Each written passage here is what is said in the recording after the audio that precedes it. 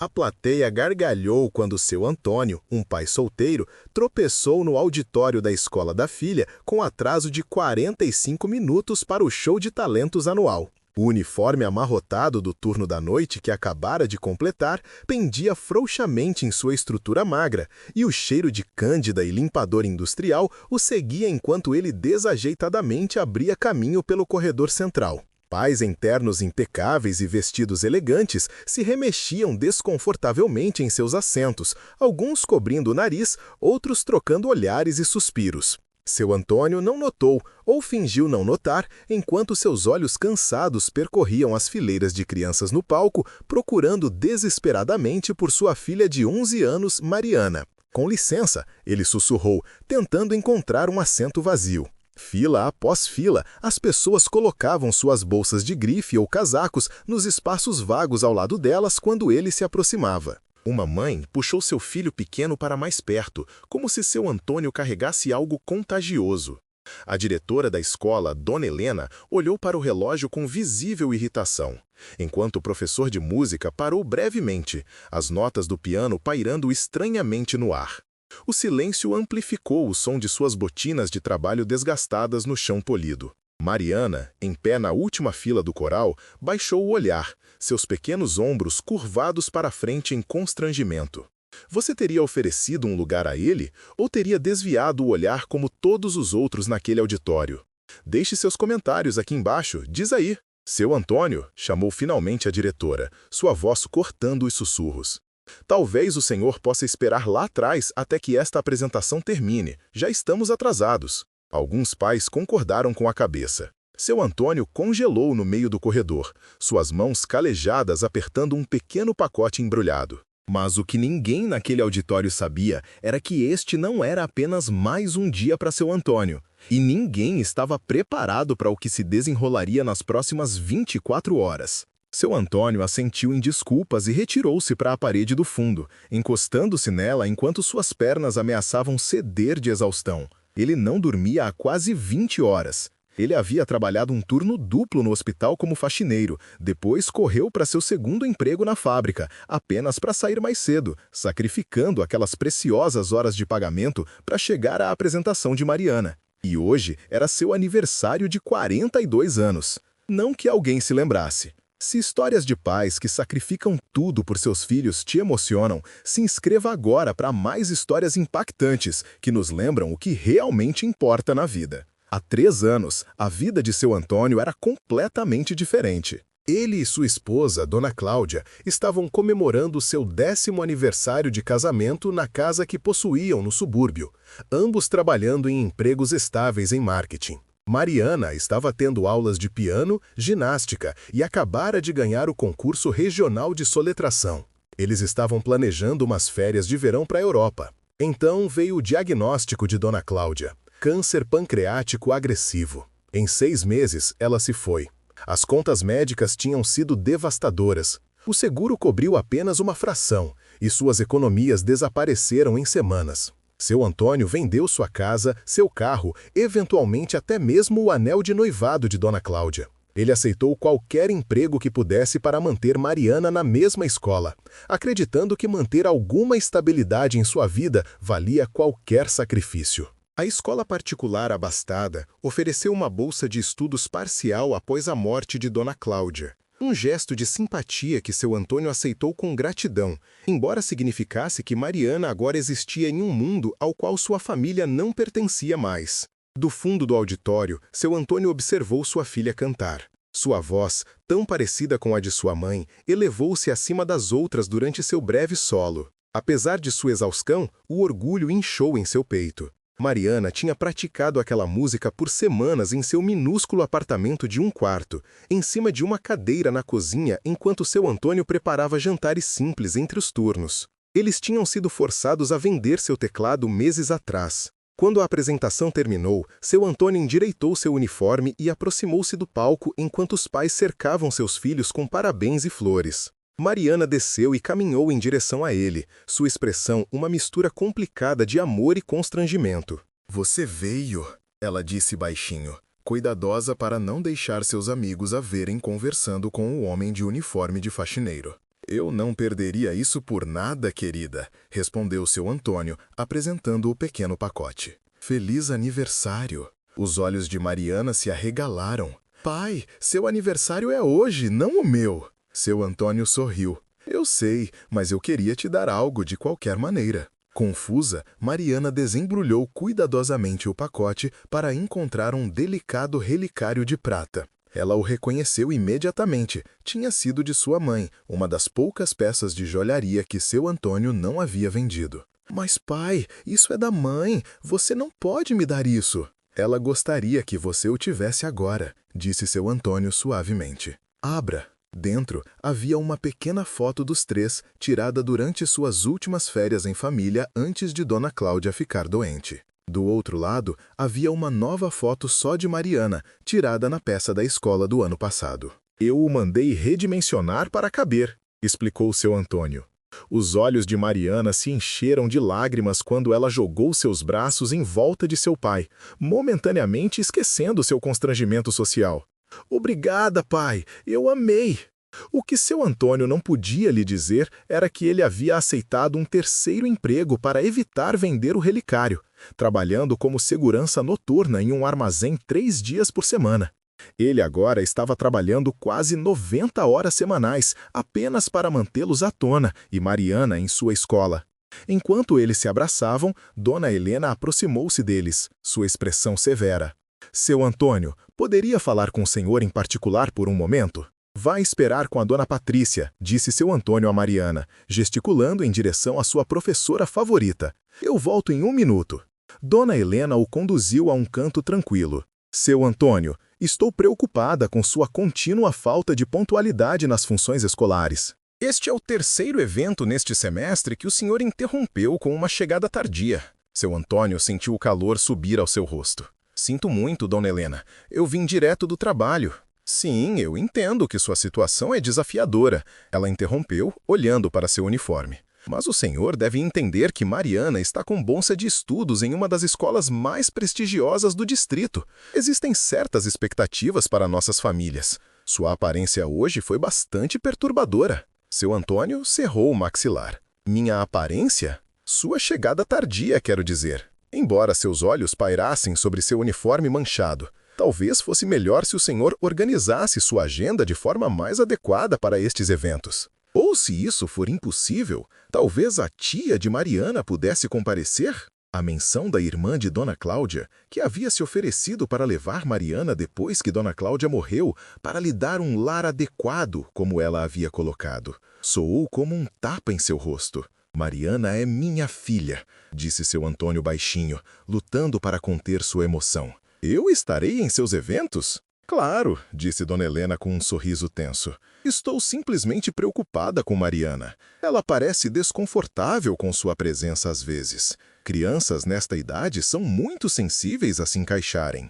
Antes que seu Antônio pudesse responder, uma comoção irrompeu no auditório. Um pai jovem havia desmaiado perto da mesa de comes e bebes, agarrando seu peito. As pessoas recuaram em pânico, enquanto a esposa do homem gritava por ajuda. Sem hesitação, seu Antônio correu para frente, empurrando a multidão. Deem espaço a ele! Ele ordenou com uma autoridade que parecia vir do nada. Uma multidão, surpresa pela repentina transformação do faxineiro, recuou. Seu Antônio ajoelhou-se ao lado do homem, que estava lutando para respirar. Senhor, o senhor toma alguma medicação para o coração? Ele perguntou, verificando o pulso do homem com precisão praticada.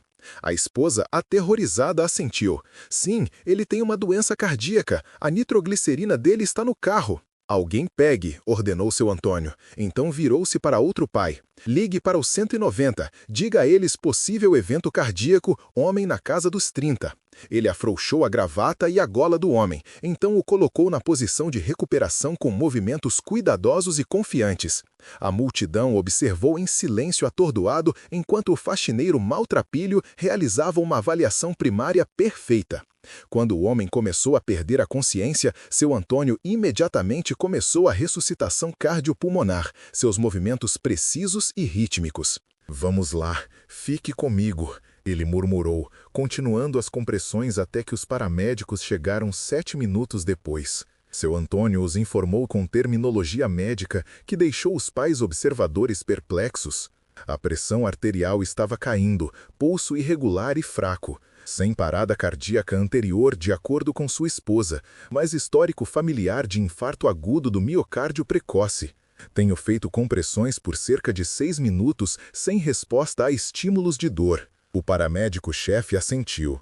Bom trabalho. O senhor é médico? Seu Antônio hesitou antes de responder. Eu era. Você teria julgado este homem por sua aparência apenas para descobrir que estava completamente enganado sobre ele? Compartilhe seus pensamentos nos comentários abaixo. Enquanto os paramédicos levavam o paciente para fora, prometendo à sua esposa histérica que ele estava estabilizado, a atenção da multidão se voltou para seu Antônio.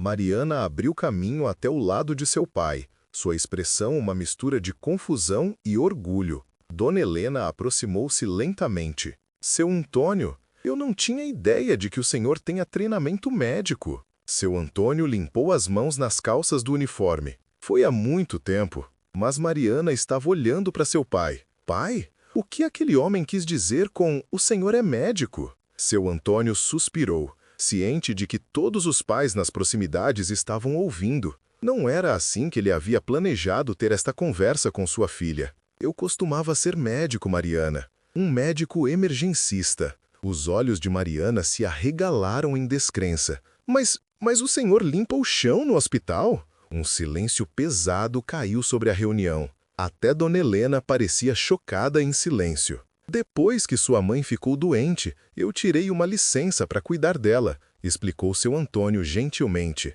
Quando as contas começaram a se acumular, eu tive que tomar algumas decisões difíceis.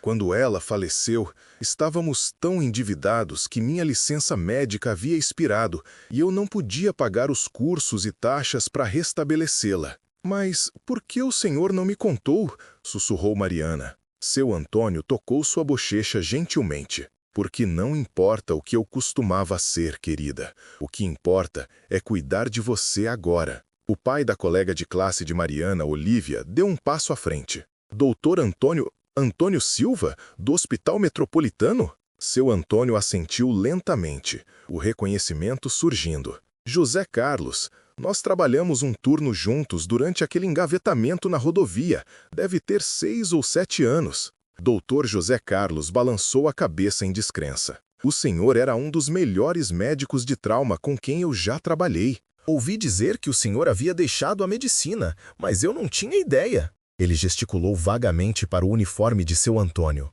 Outros pais estavam sussurrando agora.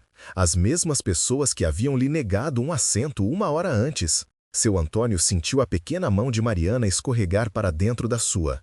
O senhor não pode ser médico de novo, pai? Ela perguntou. Seu Antônio sorriu tristemente. É complicado, querida. O processo de recertificação é caro. E há taxas, exames. Quanto? Interrompeu o doutor José Carlos. Uma estimativa para trazer o senhor de volta aos jalecos? Seu Antônio hesitou. Cerca de R$ 25.000, com os cursos, taxas de exame e restabelecimento da licença. Doutor José Carlos pegou seu telefone. Eu sou o chefe da emergência no West Side agora. Estamos desesperadamente com falta de pessoal. Ele começou a digitar rapidamente. Estou enviando um e-mail para nosso diretor de recursos humanos e para a fundação do hospital agora mesmo. Dona Helena pigarreou. A escola também pode ser capaz de oferecer alguma assistência. Temos um fundo de apoio ao corpo docente que talvez pudesse ser reaproveitado. Seu Antônio balançou a cabeça. Eu não posso aceitar caridade. Não é caridade, disse Dr. José Carlos firmemente. É um investimento. A comunidade precisa de bons médicos e, pelo que eu acabei de ver, o senhor não perdeu suas habilidades. Vamos estruturá-lo como um acordo de promessa de trabalho. O hospital cobre sua recertificação, o senhor se compromete a trabalhar lá por 3 anos. Enquanto eles conversavam, outros pais começaram a se aproximar. A mãe que havia puxado seu filho para longe antes, agora parecia mortificada. Meu marido está no conselho do hospital, ela disse baixinho. Eu falarei com ele esta noite. Seu Antônio ficou congelado, incapaz de processar a repentina mudança em sua fortuna. Mariana puxou sua mão. Pai, isso significa que o senhor não terá que trabalhar em 3 empregos mais? A simples pergunta quebrou algo em seu Antônio. Lágrimas brotaram em seus olhos enquanto ele se ajoelhava ao nível dela. Eu trabalharia em 100 empregos por você, Mariana. Você sabe disso, certo? Ela assentiu, tocando o relicário em seu pescoço. A mãe estaria orgulhosa do senhor. Ela estaria orgulhosa de nós dois, ele sussurrou. Pela primeira vez em 3 anos, seu Antônio sentiu algo que ele quase havia esquecido: esperança. Mas ele também estava aterrorizado. E se ele não conseguir passar nos exames de recertificação? E se suas habilidades tivessem se deteriorado demais? E se isso fosse apenas outra reviravolta cruel do destino, elevando suas esperanças apenas para esmagá-las novamente? Naquela noite, enquanto Mariana dormia, seu Antônio puxou seus antigos livros de medicina das caixas de armazenamento que ele nunca havia desempacotado.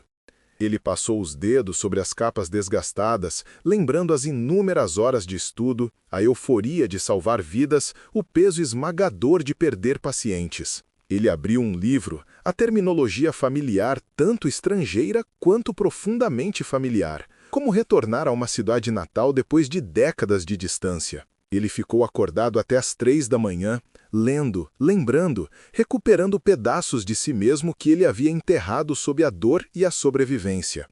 Quando ele finalmente adormeceu na mesa da cozinha, seus sonhos não eram de limpar pisos ou trabalhar em linhas de montagem. Eles eram de estar em uma sala de emergência novamente, confiante e capaz, salvando vidas. Na segunda-feira seguinte, seu Antônio recebeu uma ligação de Dr. José Carlos. O conselho do hospital aprovou o financiamento. Ele disse sem preâmbulos: "Eles querem se encontrar com o senhor amanhã. Pode vir às 10?" Seu Antônio olhou para sua programação de trabalho, 3 turnos consecutivos que seriam impossíveis de remarcar. "Eu estarei lá", ele disse, sabendo que enfrentaria as consequências mais tarde. A reunião foi surreal. Os administradores do hospital falaram de investimento comunitário e recuperação de talentos, enquanto seu Antônio sentava-se desconfortavelmente em sua única camisa social, que agora pendia frouxa em sua estrutura após anos de excesso de trabalho e refeições perdidas. "Estamos preparados para cobrir seus custos de recertificação integralmente", explicou o CEO do hospital.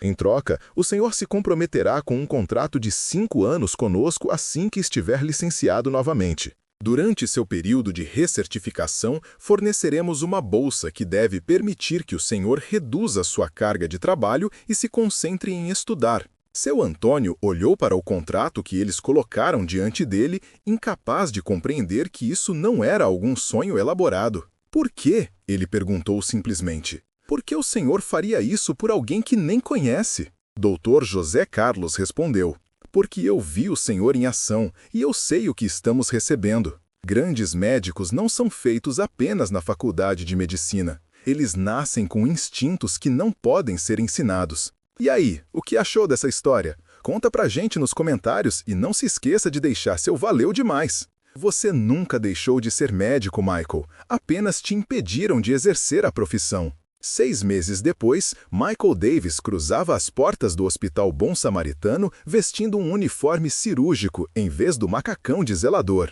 A jornada tinha sido árdua, estudando até altas horas da noite enquanto trabalhava em horários reduzidos para complementar a bolsa. Mas a cada semana que passava, a cada simulado que gabaritava, a cada habilidade clínica que retornava à sua memória muscular, Michael recuperava pedaços de seu antigo eu.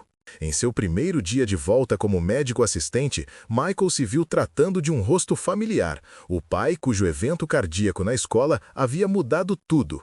O homem estava ali para um acompanhamento, sua condição agora bem controlada com a medicação adequada. "Você salvou minha vida", disse o homem, estendendo a mão. "Meus filhos ainda têm o pai por sua causa."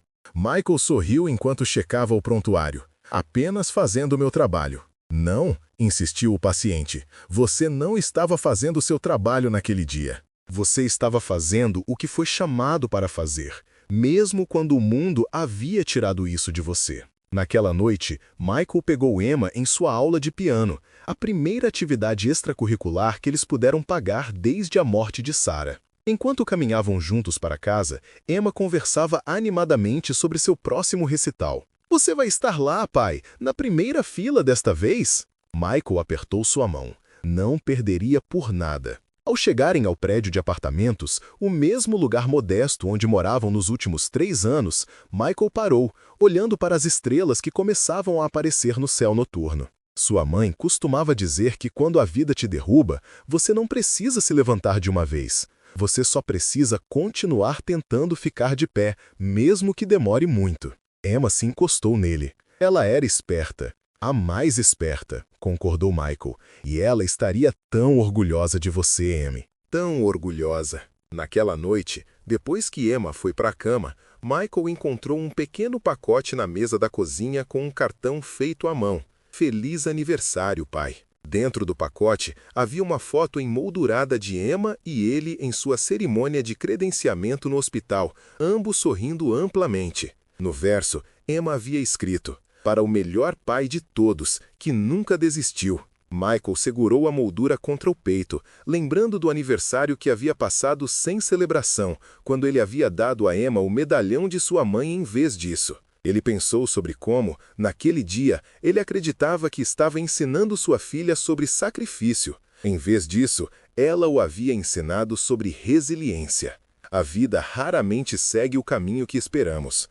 Às vezes, caímos tão longe que a escalada de volta parece impossível. Mas se a história de Michael Davis nos ensina alguma coisa, é que o espírito humano tem uma capacidade extraordinária de perseverar, de se sacrificar e, finalmente, de se reerguer. O médico no uniforme de zelador, o pai que dá seu último bem precioso no próprio aniversário, o viúvo criando sua filha sozinho em um mundo que o julga pela aparência, em vez do coração. Nunca julgue alguém pelo capítulo de sua história que você presencia. Cada pessoa que você encontra está travando uma batalha que você não conhece. E às vezes, as pessoas mais extraordinárias parecem as mais comuns, até que a vida lhes dê a chance de revelar quem realmente são. Se essa história te tocou, inscreva-se agora para mais histórias emocionantes que nos lembram da força do espírito humano e das formas inesperadas como nossas vidas podem se transformar. E clique no vídeo na tela para assistir a jornada incrível de outro pai, com uma reviravolta tão poderosa que ficará com você muito depois do vídeo terminar. E se você gostou muito dessa história e quer apoiar o canal, deixe um valeu demais, um incentivo para que continuemos criando conteúdos inspiradores como este.